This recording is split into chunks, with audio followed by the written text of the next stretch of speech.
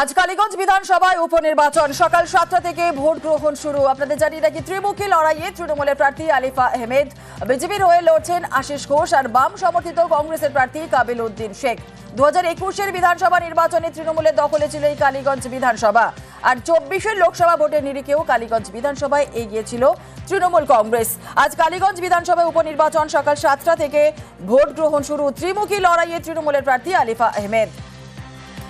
সকাল 7টা থেকে ভোট গ্রহণ প্রক্রিয়া শুরু। এই মুহূর্তে সকাল 6:30 বাজে, অর্থাৎ এখনো আরো আধ ঘন্টা বাকি রয়েছে। কিন্তু এই মুহূর্তে কি পরিস্থিতি সেখানকার রয়েছে, এবং অবশ্যই জানতে চাইবো যে ভোটের আগে এই মুহূর্তে ভোট কেন্দ্রগুলিতে নিরাপত্তা ব্যবস্থা কেমন রয়েছে। ওভারঅল আপডেট নেব। আমাদের সঙ্গে রয়েছেন আমাদের প্রতিনিধি অভিজিৎ চন্দ্র। সরাসরি চলে যাবো অভিজিতের কাছে। অভিজিৎ, সকাল 7টা থেকে ভোট গ্রহণ প্রক্রিয়া শুরু হচ্ছে।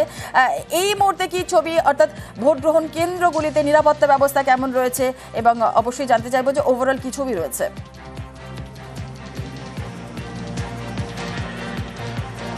জুনেলা, আজকে কালীগঞ্জের এই উপনির্বাচন বলা যেতে পারে নির্বাচন কমিশনের কাছে একটা অ্যাসিড টেস্ট।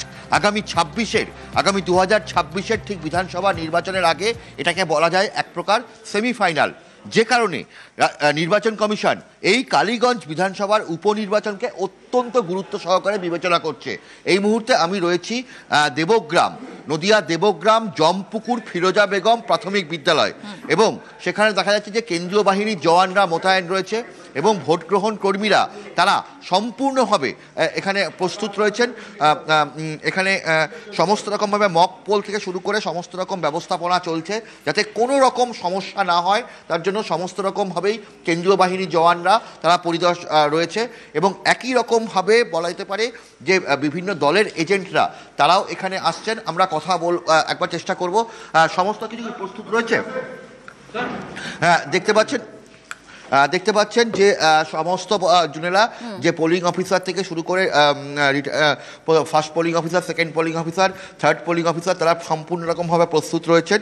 এবং এই কালীগঞ্জ বিধানসভার উপনির্বাচনকে কেন্দ্র করে যাতে কোনো রকম অশান্তি, কোনো রকম বিভ্রাট না হয়, তার জন্য নির্বাচন কমিশন সচেষ্ট। যে কারণে মুখ্য নির্বাচন কমিশনার মনোজ কুমার তিনি নিজে এসেছিলেন এখানে বৈঠক করতে এই কালীগঞ্জ বিধানসভার উপনির্বাচনে, যাতে কোনো রকম সমস্যা সৃষ্টি না হয়, যাতে কোনো রকম সমস্যার সৃষ্টি না হয়, যাতে কোনো রকম অপ্রীতিকর ঘটনা না ঘটে, সেই কারণে নিরাপত্তা ব্যবস্থা যথেষ্ট পরিমাণে রয়েছে। আবারও পরবর্তীকালে আপডেট নেব। আপাতত ধন্যবাদ অভিজিৎ। আর আমাদের সঙ্গে আমাদের অপর প্রতিনিধি রয়েছে রঞ্জিতের কাছে একটু যাব। রঞ্জিত, কালীগঞ্জ বিধানসভায় আজ উপনির্বাচন এবং সকাল 7টা থেকে ভোট গ্রহণ প্রক্রিয়া শুরু। চূড়ান্ত ব্যস্ত রয়েছেন এবং আমরা সেই ছবি দেখছিলাম ভোট গ্রহণ কেন্দ্রগুলিতে। একটু জানার চেষ্টা করব যে নির্বাচনের আগে, অর্থাৎ 26-এর বিধানসভা নির্বাচনের আগে এই মুহূর্তে নদিয়া কার্যত সেমিফাইনাল বলা হচ্ছে। নদিয়ার আজকের এই বিধানসভা উপনির্বাচনকে ঘিরে রীতিমতো একটা সেমিফাইনাল বলা হচ্ছে। রাজনৈতিক পারদ কতটা উত্তাপ হয়ে রয়েছে এই মুহূর্তে এই ভোটকে কেন্দ্র করে? তবে একেবারে এই উপনির্বাচন অত্যন্ত গুরুত্বপূর্ণ, যেমন শাসক দলের কাছে, অন্যদিকে বিরোধী দলের কাজগুলো তো কিন্তু একেবারে অত্যন্ত গুরুত্বপূর্ণ বলে মনে করছে রাজনৈতিক মহল। কারণ এই যে বিধানসভা কেন্দ্র, কালীগঞ্জ বিধানসভা কেন্দ্র, 2021 সালের যদি ফলাফল দেখি সেক্ষেত্রে তৃণমূল কংগ্রেস যেমন এগিয়েছিল, অন্যদিকে 24-এর লোকসভা নির্বাচনেও এই কেন্দ্রে তৃণমূল এগিয়েছিল। তবে যে এই মুহূর্তে যে উপনির্বাচন হচ্ছে, আজ যে এই উপনির্বাচনে ত্রিমুখী লড়াই চলছে। একেবারে কালীগঞ্জ বিধানসভা কেন্দ্রে তৃণমূলে এর আগেও দেখা গেছে যে তাদের যে আসন, সেই আসন ধরে রাখতে তারা সক্ষম হয়েছিল। মাঝে কংগ্রেসের প্রার্থী জয়লাভ করেছে 2016 সালে, তারপরে 2021 সালে নাসিরউদ্দিন আহমেদ তিনি জয়লাভ করেছিলেন এই কেন্দ্রে। অর্থাৎ তৃণমূল কংগ্রেসের একেবারে ভোট বাক্স, ভোট ব্যাংক বলতে পারো এই কেন্দ্র। তবে নাসিরউদ্দিন আহমেদের মৃত্যুর পরেই তিনি প্রয়াত হন, তারপরে এই উপনির্বাচন হচ্ছে। অর্থাৎ 26-এর একেবারে বিধানসভা নির্বাচনের আগে রাজনৈতিক মহলগুলো মনে করছে এই নির্বাচন অত্যন্ত গুরুত্বপূর্ণ শাসক এবং বিরোধী দলগুলোর কাছে। তবে আমি এই মুহূর্তে তোমাকে দেখাবো যে উপনির্বাচন হলেও কিন্তু এখানে নিরাপত্তা ব্যবস্থা যথেষ্ট কঠোরভাবে রয়েছে। কেন্দ্রীয় বাহিনী যেমন রয়েছে, পাশাপাশি রাজ্য পুলিশের মোতায়েন রয়েছে। তবে আজকে তো একেবারে উপনির্বাচন হলেও আজ কিন্তু দুর্যোগপূর্ণ আবহাওয়া রয়েছে। তবে এই মুহূর্তে ভোট গ্রহণ করার জন্য ভোট কেন্দ্রগুলো একেবারে প্রস্তুত। এই মুহূর্তে যে কেন্দ্রে আমি দাঁড়িয়ে রয়েছে, একেবারে 26 নির্বাচনের আগে উপনির্বাচনের মডেল বুথ হিসাবে তৈরি করা হয়েছে।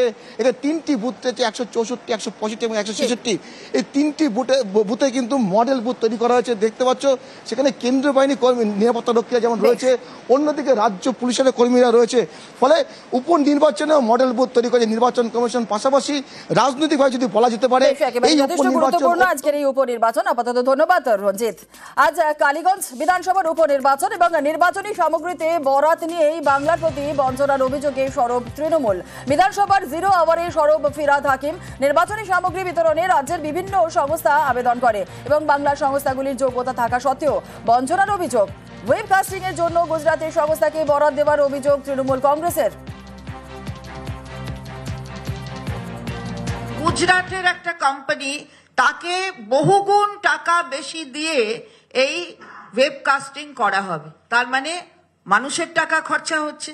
যে মাত্র 18.02 লক্ষ টাকার একটা কোটেশন দিয়েছিল, তাকে মাত্র 15 নম্বর দিয়ে বাদ দিয়ে দেওয়া হলো, আর 100 দিয়ে দেওয়া হলো ভি মুক্তিকে।